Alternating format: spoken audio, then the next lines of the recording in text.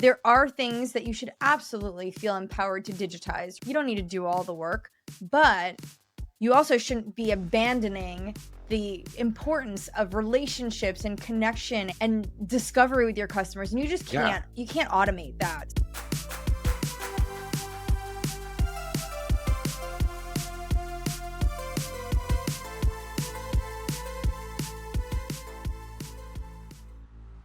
Hi, welcome back, everyone.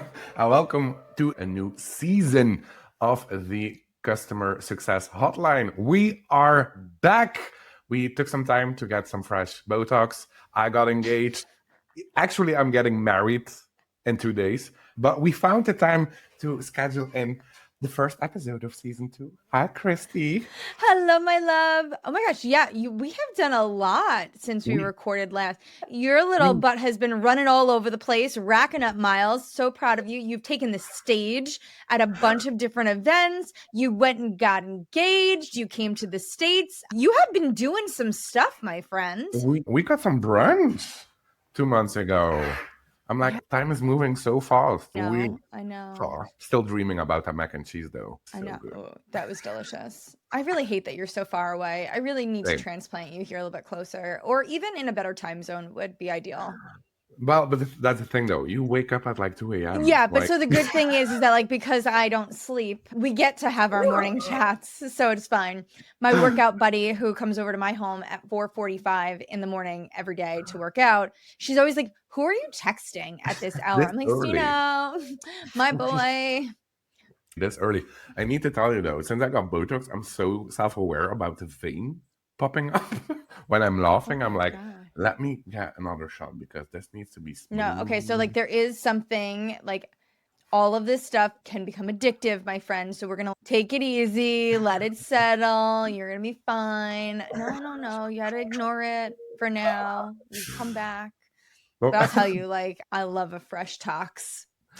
I love like my first 2 weeks after when it's all settled in and you can't move anything, and it's like I'm like shiny and glowy. It's only the right brow that's now like just itching. You know, my guy leaves me with some flexibility. I told him, I was like, listen, I got to make facial expressions. I have a lot of things my face needs to say. You cannot prevent it. It's like taping my mouth shut. But that is the thing, though. We have a lot to say because customer success just makes us do Botox. Like an 80-year-old. Honestly, it should be something that our employers should have to give us. True. Because of the stress that the work puts on our face. And the shit that we So I feel like it should just be covered. So if you work in HR, this is a really strong recommendation that if you want to think about an employee benefit that might go a long way, maybe you partner up with some med spas and you take care of your friends in customer success, because we would like some facials, some talks, some stuff. So let's keep us glowy so we can smile a little easier. I love that because the next topic is literally going to break my Botox. We got a couple of questions since we last recorded, and it has everything to do with like how to personalize in a product-led world. I think that the last year has literally taken the scenery by storm, and it's like the scaling and product-led growth. I'm going to read a question from Sarah. She says, "Hi, Stino and Kristi." Hi, Sarah. We've been leaning hard into PLG, but I'm worried about losing that personal touch with our biggest customers. How do you keep things personal without scaling yourself into the ground? This is a good one. I'm curious in your thoughts here, because I do think, and I hate to say it, but it depends, right? Like if you are thinking about your biggest customers, are you not having any human engagement any longer? To what extent are we swinging the pendulum so far in the other direction that we're not? There are things that you should absolutely feel empowered to digitize. You don't need to do all the work, but you also shouldn't be abandoning the importance of relationships and connection and discovery with your customers. And you just can't, you can't automate that. So that's where my head goes first, is like, have we completely abandoned that motion? But that's the thing, though. I have the feeling that we, as customer success, are always like scared all the time. The moment something new pops up, and it's the same as a discussion that we had like regarding AI, that something pops up, we don't know what it is, and we jump on it like there is no tomorrow. Have first, no plan, no structure or realization like, okay, let me take a step back and see what I can do. And I think the same happens with PLG. I can talk for myself as well. Like with Whale, it was the first time that I worked for a company that did not solely PLG, but 80% of our revenue was coming from PLG Wow. and Yeah. 20% was directed from sales, still is.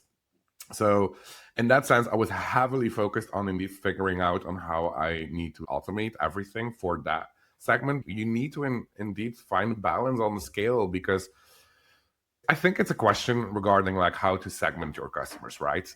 If it's Yeah. the smallest batch, of course you can automate everything and Yeah. build playbooks and have like webinars and have everything in these big groups. But if it's are your biggest customers, there is nothing wrong with still doing white glove CS. Yeah. That like having a relationship with your customers. I don't think I would call myself a customer success manager if I have like no contact with my No, I customers. feel like then you'd be a marketer. You'd be Yeah, marketing ops. Like that's what that to me, if you yeah, fully abandon that, that's what it comes to. But let's go back to Sarah's question, because she did ask about like the personalization. So Sarah, thanks for bearing with us. I think when we think about the personalization, for me, it comes down to the data, because in order for it to be a personalized experience, you have to have enough context. Now, I yeah. don't mean name, last name, email, company name. Like that's not what I'm talking about, No. but the context about your customer that says, here's what their goals are, here's what they purchase, here's where their targeted use cases were, here are the things that are unique about them. Hmm. Because when you have that context and you're structuring that data in a way that Hmm. you can use it, you can start to automate and scale different initiatives and connections with your customers Yeah, around that. And it feels more personalized, right? So if I know my customers' use cases and I can tell based on how they're using the product, if they are or are not getting what they need from it, I can yeah, personalize connections based on that, because I know that A and B don't equal C in this case, right? So yeah, obviously there might be a point for intervention. Maybe I have to send them some guides, some information. Maybe maybe they would benefit from a yeah, conversation. And so that's a good opportunity for me to use the data to intervene.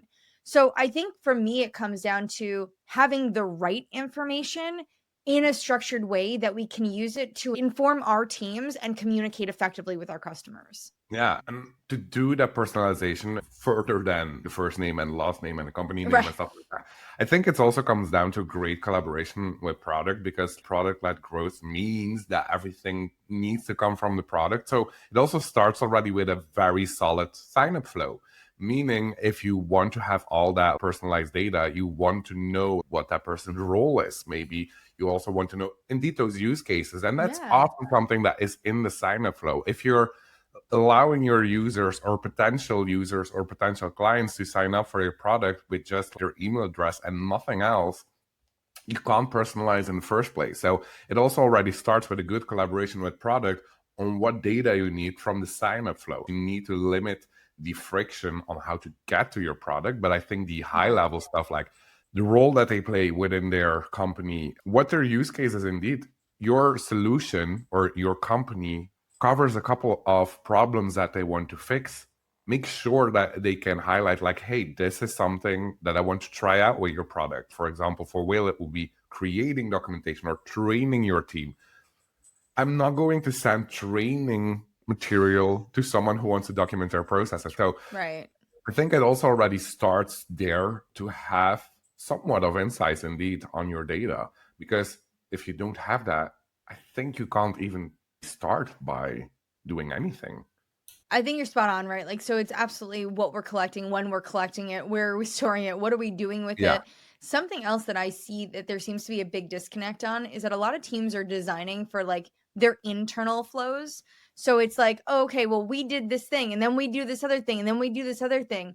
And they're not waiting for the customer to do the things on their end and using their information and their Yeah. actions to actually drive that.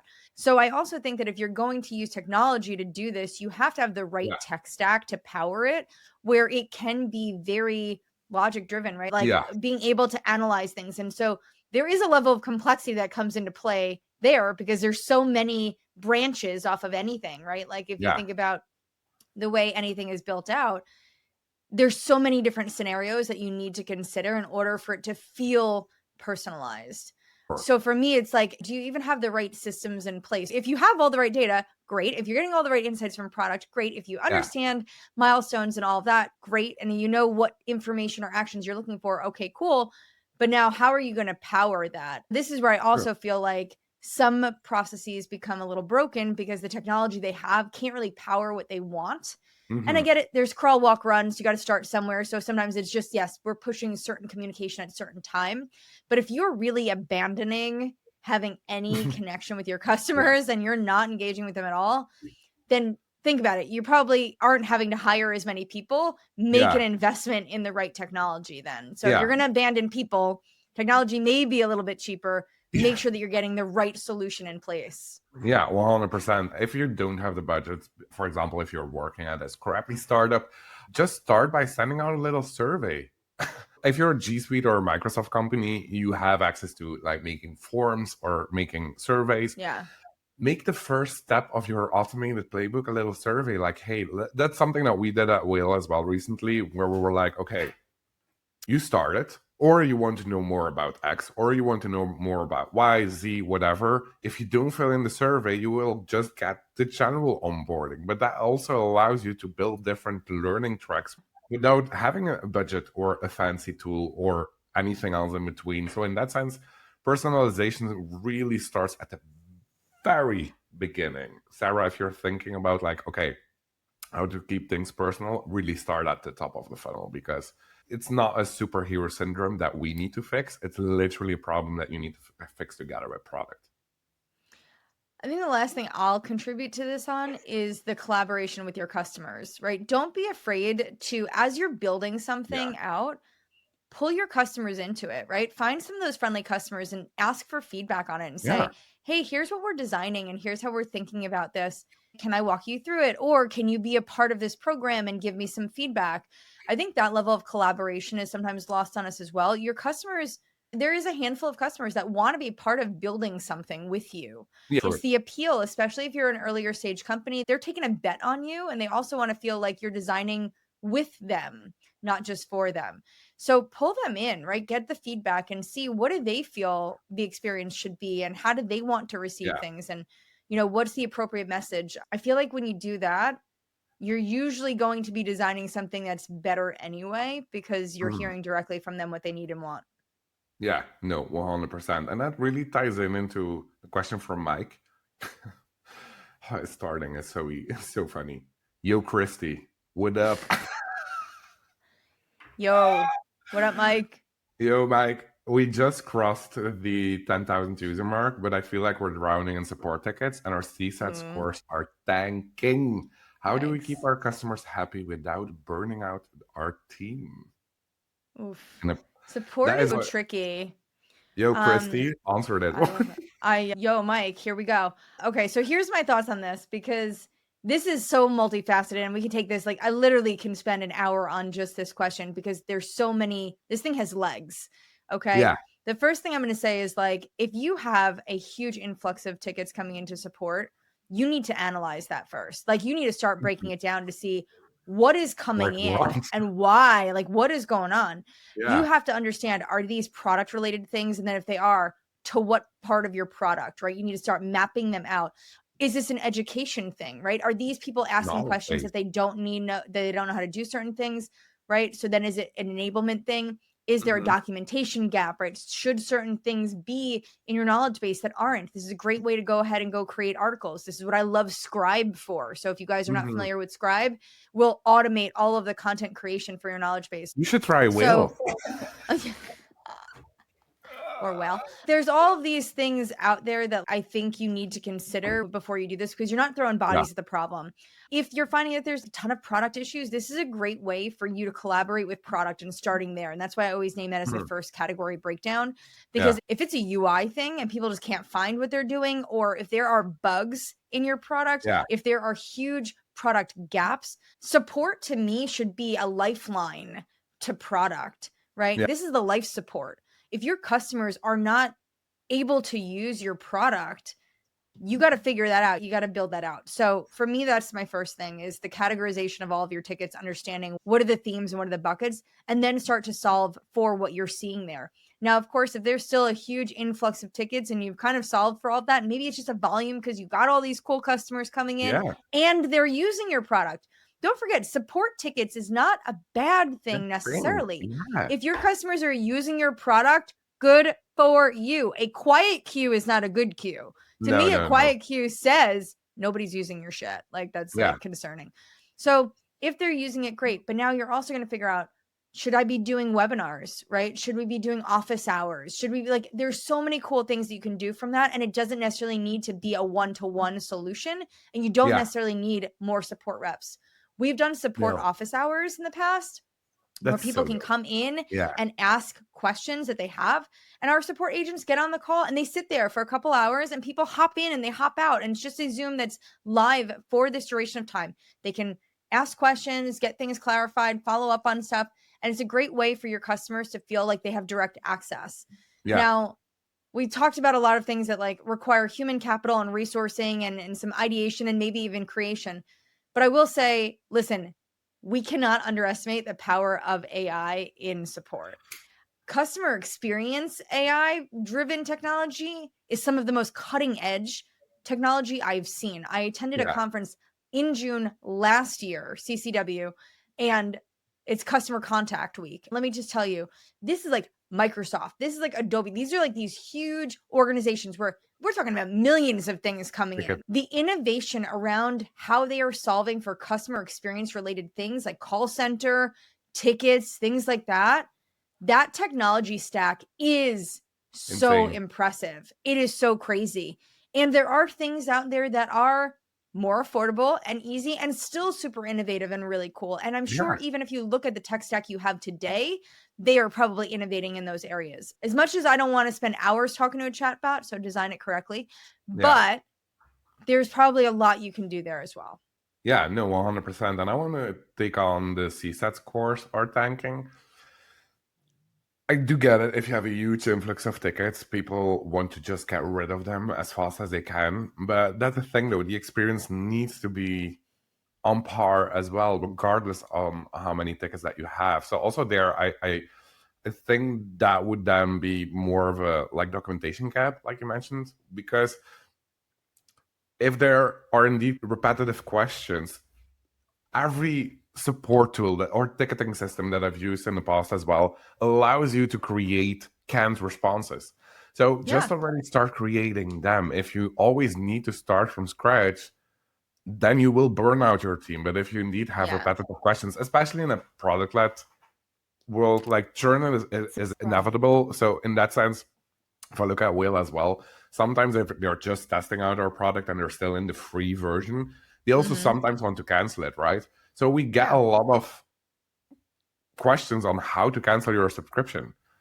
Okay, we have AI, they propose the article, but nowadays, sometimes people don't want to talk to a bot. So even if the bot gives the right answer, they want to talk to a human.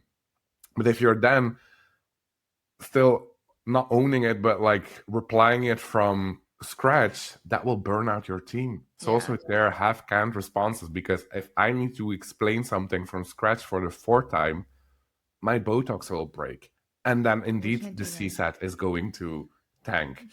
So in that sense, you need to support your team as well with already the availabilities that you have in your tool, like a Zendesk, like a Freshworks, like a Intercom. They all already have the possibility to have canned responses. So please, also there, just don't search it too far. Stick to the tools that you already have as well, because like you mentioned, all of those tools are also jumping on the AI bandwagon. So if you have everything documented, whether you do that with Scribe, whether you do that with Whale, you have the possibility to do so. So please do. I mean, and that's such a valid point, right? Like, I think we underestimate the power of the basic workflows that these tools offer. You know, listen, I don't have a fancy schmancy tech stack, and so my team is having to do a lot, but we do have like automations, right? So the minute a ticket is submitted, there is a response, right? There is a response when a ticket has been not responded to by the customer, right? We provide a response, but now it's 48 hours since the customer has acknowledged our question, right? So there's like a little automation tickle that goes out. So there are things that you can do that are just basic functionality in every single support ticketing technology. These are basic things, standard, that you should and could be taking advantage of. Yeah, no, 100%. So for the influx and the CSAT, try to automate as much as you can without losing that personal touch. Like, it is not losing a personal touch when someone is sending out a kind of response and just having already a foundation to adapt it. So in that sense, I would say congratulations on hitting that 10,000 user mark. Mike? Okay, I thought I'd be done. One more thing I'm going to tell you, Mike. We gave you a lot of tactical advice on how to solve for what's in front of you. But the reality is, if this influx is continuing to increase, right, you're going to bring on more users. That's all great problems. Make sure that your executive leadership team is seeing this as well, and let them know what you're doing, but also let them know when there's a break point, because maybe there is a point where you do need more headcount, more technology, more budget, more resourcing, right? Like, there could also be a point where we have exhausted everything that we can do with the resources we have in front of us. These are good problems to have, but now we need to revisit. But you're not going to be able to get what you need if you're not putting data in front of the right people. So my last point to you, Mike, is make sure that you're socializing all the things that you're seeing at a high enough level to support what you need to be successful. Yeah, 100%. Yo, Mike, I hope we answered your question. And that concludes the first episode of the second season of the Customer Success Hotline. Yay! We did it! We did it! We're back! Keep sending out your questions. We love them. And we can't wait to pick up the phone again for a second episode of season 2 of the Customer Success Hotline.